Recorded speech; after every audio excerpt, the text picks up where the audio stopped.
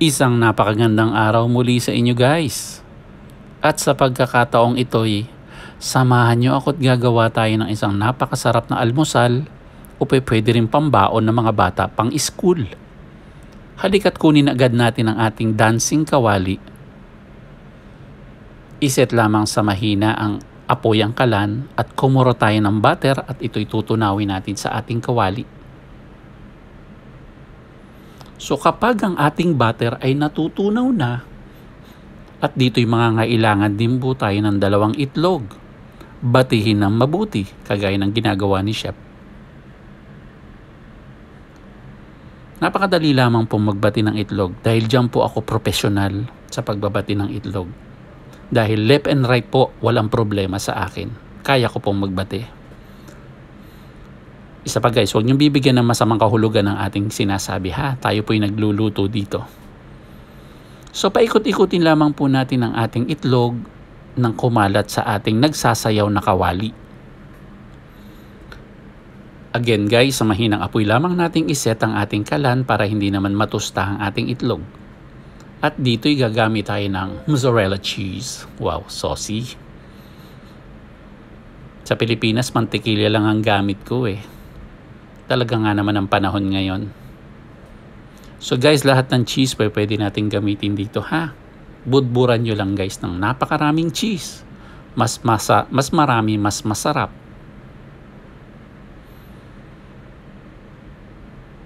Talaga maiibigan po guys ng mga bata ito.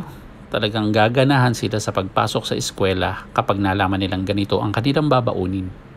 Kaya't kung ako sa inyo, subukan nyo na rin sa mga anak nyo guys. So kapag nalagyan na natin ng cheese guys, ito yung maglalagay tayo ng konting asin, pampaalat.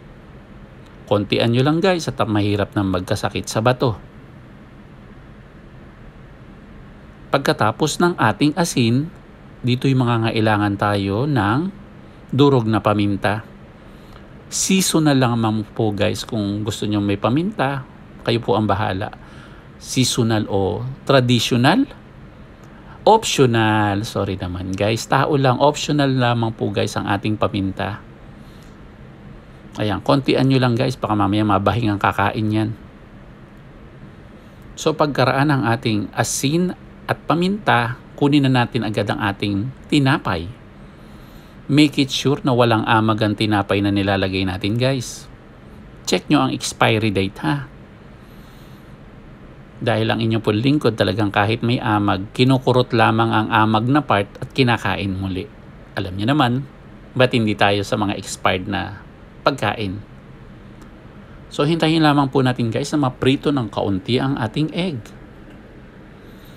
Ayan, napakalaking bagay din talaga na meron kang dancing kawali. Kahit saan mo pihitin, talagang sumusunod sa bawat galaw mo. Ayan o, nagda-dancing talaga siya. Nagwi-wiggle-wiggle pa guys. At kapag medyo naluluto na guys ang ating itlog, siguro ito na ang tamang panahon o oras para ito'y ating baligtarin. Teka, anong position ba gagawin ko? So ayan, luto na ang itlog guys. Ito na ang problema natin. Paano natin babaligtarin nang hindi nasisira ang ating itlog? Dito ba? Teka. Hindi rin yata rito. Parang, ayan, ito pwede na. Tapos guys, babaligtarin nyo. Ingatan nyo lang guys ha. Pagka hindi nyo makuha sa kabilang side, kunin nyo lang kung saan nyo pwedeng mabaligtad nang wala kayong magiging problema sa buhay. So baligtarin, ayan, nako. Ang ganda guys. Talaga namang kagana-gana ang itlog na ito. Ang ating sandwich na ginagawa. Pagkatapos nyan guys, itupi lamang natin ang magkabilang manggas ng t-shirt o ng itlog na ito. Itupi ang manggas, pero kung hindi nyo matupi guys at kayo binibigyan ng napakahirap na pagkakataon para ibaligtad lamang o itupi ang mga itlog na naprito na yan, ay sinasuggest ko na ikat nyo na lang. Huwag nyo nang pahirapan ng sarili nyo. Kung talagang ayaw sa iyo, abay, pabayaan mo. So ayan guys, nakita nyo, wala tayong problema. At pagkatapos nyan, ito'y ating, ipapatong na, napakaganda. Hindi ba guys?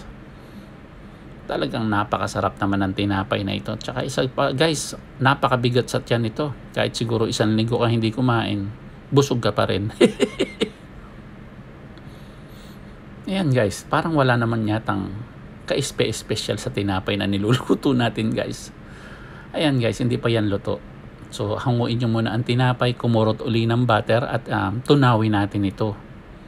Dahil dito natin ilulublob ang ating tinapay para naman maging mas malasa pa at masarap ang sandwich na ginagawa natin guys. Ayan, paikutin natin ang ating butter kagaya ng ginawa sa atin ng ating ex. Pinaasa tayo pero bandang huli, pinaikot lang pala. Ibalik natin ang ating tinapay guys, ang ating sandwich. At hayaan nating ma-absorb niya ang butter na ating niluluto o tinunaw. Kapag alam nyo nang na-absorb na niya ang butter, iset naman natin ang kabila. Ansagwa yatang tingnan ng ating sandwich guys. Pero okay lang yan guys. Masarap naman yan. Ayan guys, nako, parang tortang tinapay lang ang ating menu for today guys ha. Ayan, nakita nyo naman ang sandwich na yan guys. Parang sandwich na bigay sa iyo ng manliligaw mo na binili sa mumurahing cafeteria. Pagka ganun ang binigay sa inyo guys, mag-isip-isip na kayo.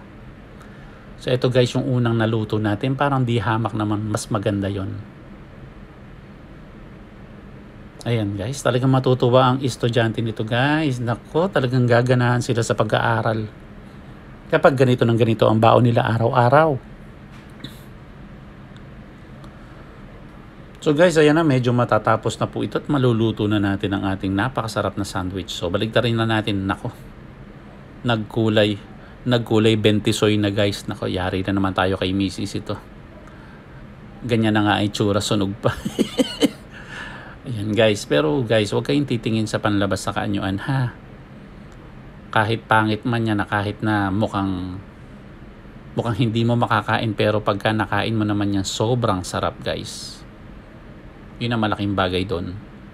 So ito ihahanguin na natin, i-set aside na natin guys, at papakita ko sa inyo kung ano ang itsura ng kaloob-looban ng tinapay na ito.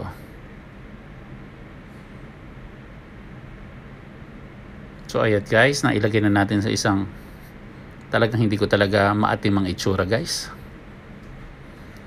So bibiyakin natin ito sa gitna guys. Tingnan natin kung anong masusupresa ba tayo sa laman ng tinapay na ito. So ibukan nyo lang ang hita, ibukan nyo lang ang tinapay. Nako, ang higpit. Hiwain nyo pa uli guys para makita natin ang kaloob-looban ng tinapay na ito. Ayan. Ba't ganun? Parang wala namang nag-iba. Nga pala guys, alam nyo ba nung hinain ko sa anak ko ito guys, hindi na pumasok. Ano daw bang klaseng tinapay yung pinabaong ko sa kanya? Talaga naman ang mga bata ngayon, mapili. Ayan ako, nadurog pa talaga. Pero itsura pa lang guys, parang pang Food Network na, hindi ba? Kaya guys, kung gusto nyong sipagin sa pag-aaral ang inyong mga anak, abay, huwag nyo nang pabaunan nito. Nakita nyo naman, ayan o, kakulay na ni Bentisoy pa. Itsurang pangit na nga, abay, nako. Pero mukha naman masarap yan guys. Ako na nagsasabi sa inyo. Huwag nyo nang ihain sa mga anak nyo.